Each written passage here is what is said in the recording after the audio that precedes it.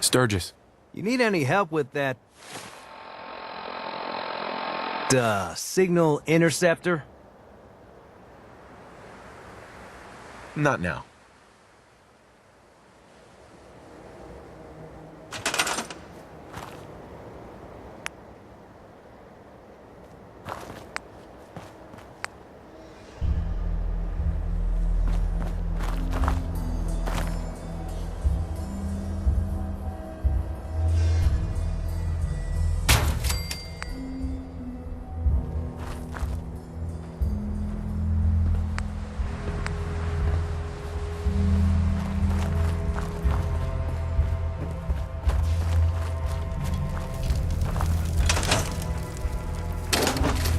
I think we're about ready to topple over.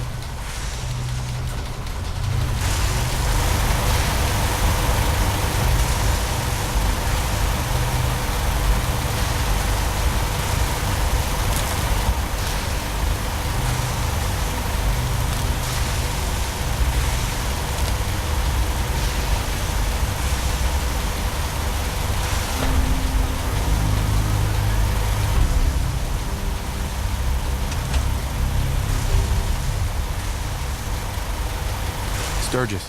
Everything looks good on my end. You ready to see if this thing actually works?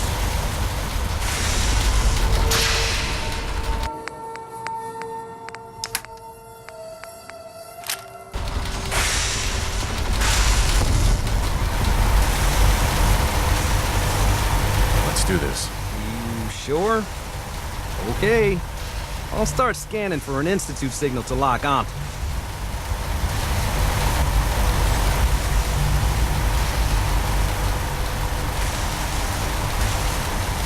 I'm ready when you are. Okay. Hold real still.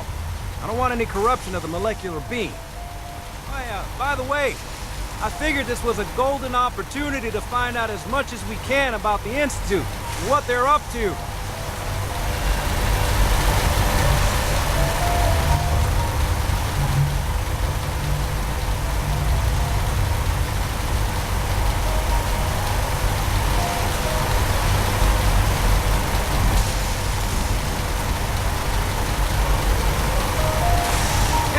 This holotape's all set with a program that will scan their network and download anything it finds.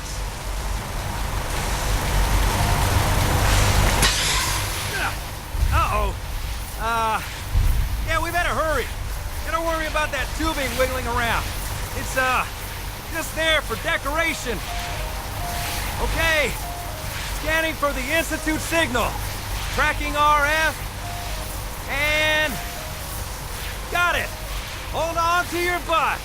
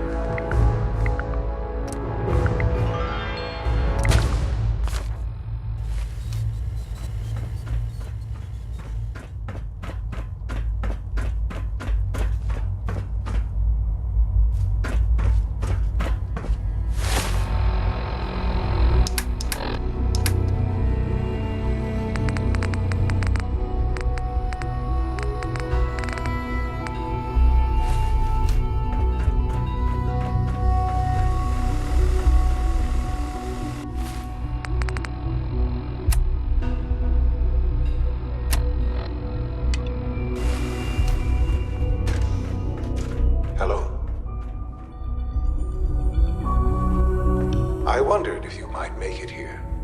You're quite resourceful. I'm known as Father. The Institute is under my guidance. I know why you're here. I'd like to discuss things with you face to face. Please, step into the elevator.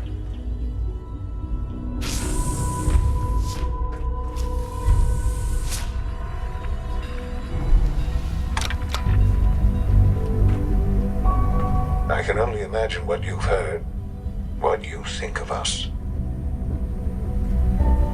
I'd like to show you that you may have the wrong impression.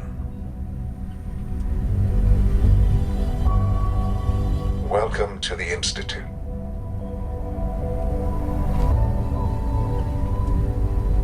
This is the reality of the Institute. This place, these people, the work we do. For over 100 years, we've dedicated ourselves to humanity's survival. Decades of research, countless experiments and trials, a shared vision of how science can help shape the future. It has never been easy, and our actions are often misinterpreted by those above ground. Someday, perhaps, we can show them what we've accomplished. But for now, we must remain underground. There's too much at stake here to risk it all. As you've seen, things above are unstable. I'd like to talk to you about what we can do for everyone. But that can wait. You are here for a specific, very personal reason. You are here for your son.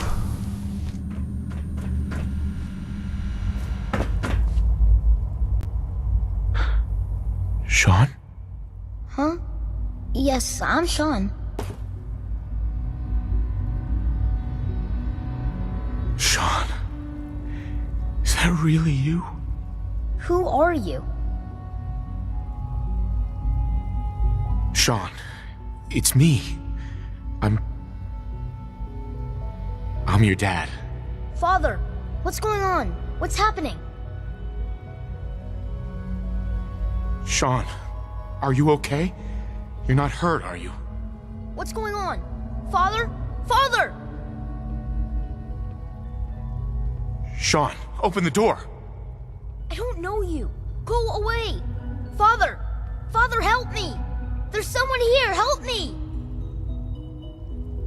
Sean, please, calm down. I'll get you out of there. Father? Father, help me! He's trying to take me! Father? Father, help me!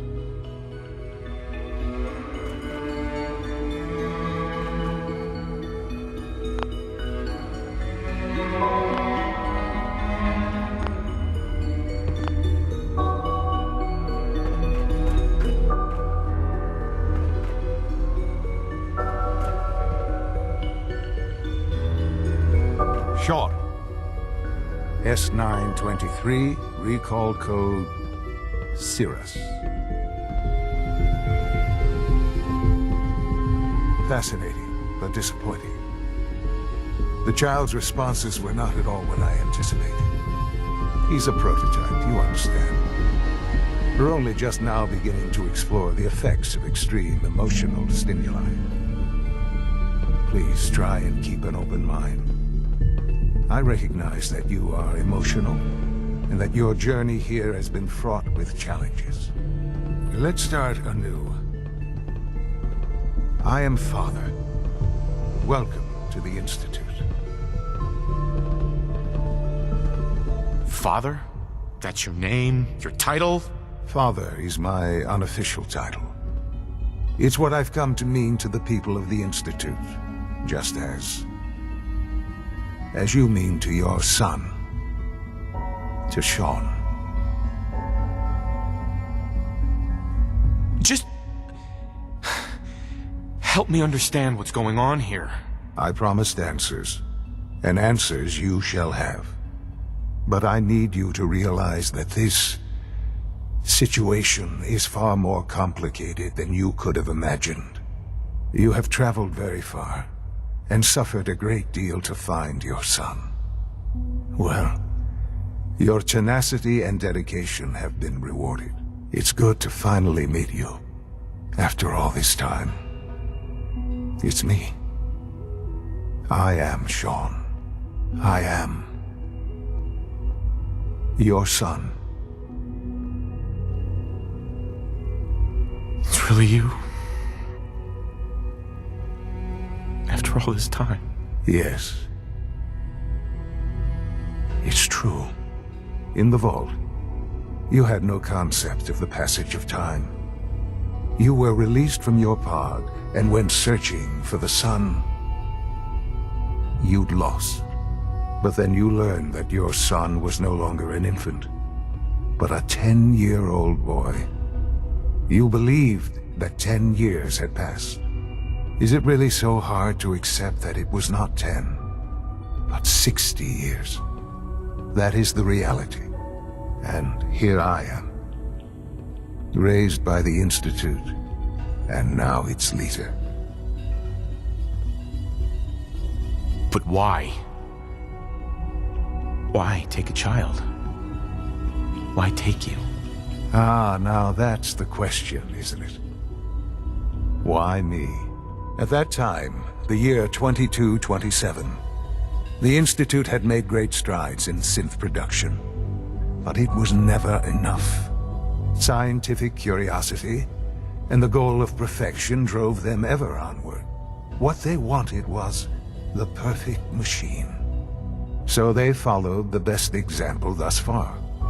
The human being, walking, talking, fully articulate, capable of anything. think I see where this is going. Then perhaps you already understand why it was necessary for the Institute to acquire me. The Institute endeavored to create synthetic organics. The most logical starting point, of course, was human DNA.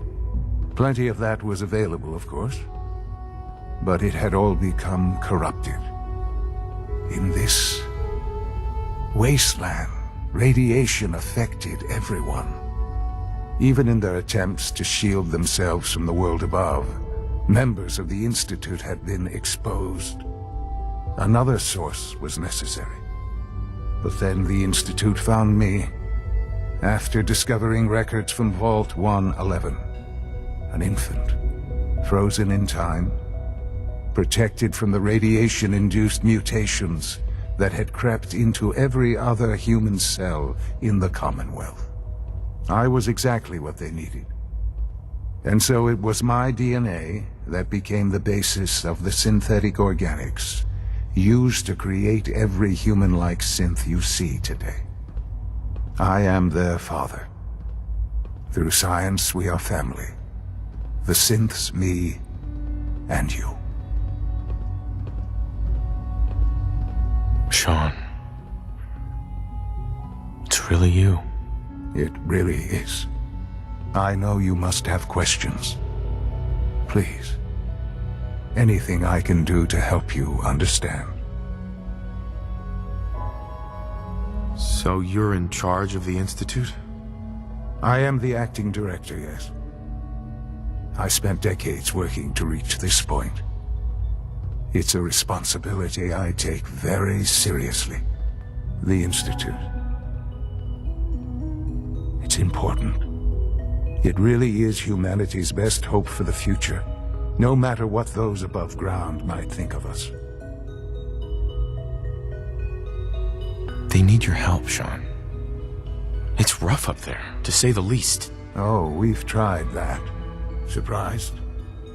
The Institute once tried to help create a stabilized Commonwealth government. It ended in bickering, infighting. It was a disaster. No. We look after our own now. Ultimately, the Commonwealth has nothing to fear from us. Whatever you've seen or heard, I know I can convince you of that. Just give me time. What else can I say to ease your mind?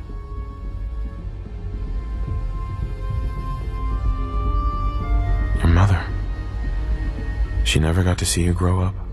Yes. What happened to her was...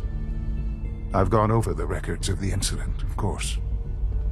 It seems her death was an unfortunate bit of collateral damage.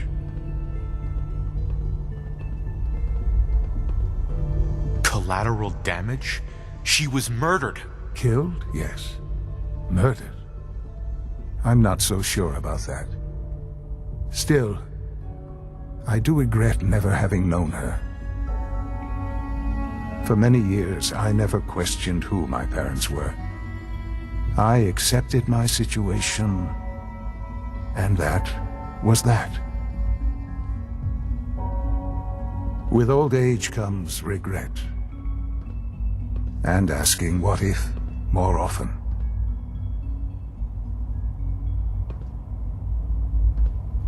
But what matters now is that you and I have a chance to begin again.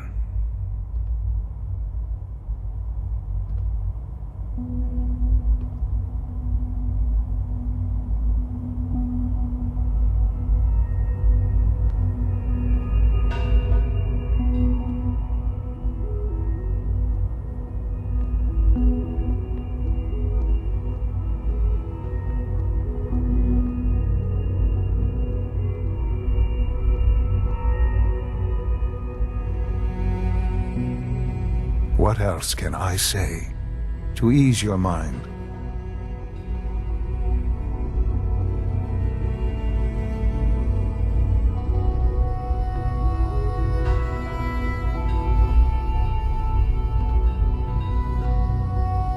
I think I've heard enough for now. Very well.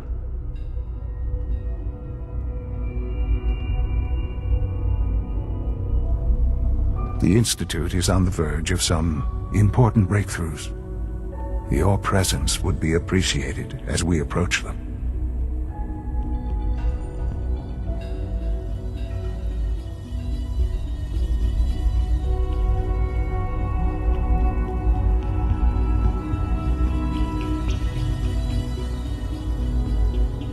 I've been a part of something amazing here. I've helped to build a life for myself and the people of the Institute.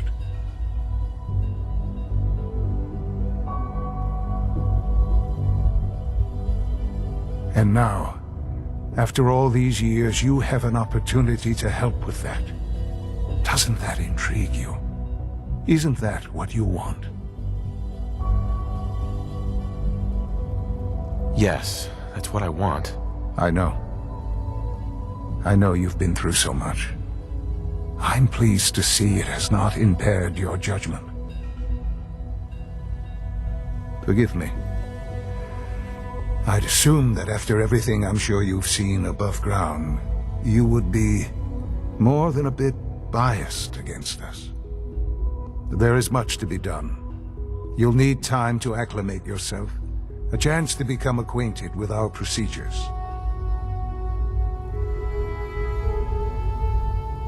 I'll do whatever it takes. It's worth it. I am glad to hear that. The Institute is now your home as much as it is mine. Please take some time, get to know it. Meet the people you'll be working with. You'll want to introduce yourself to the division heads.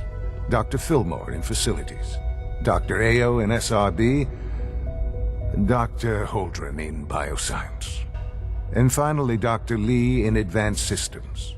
They've all been notified of your arrival, of course. Meet them, and then we'll discuss what comes next.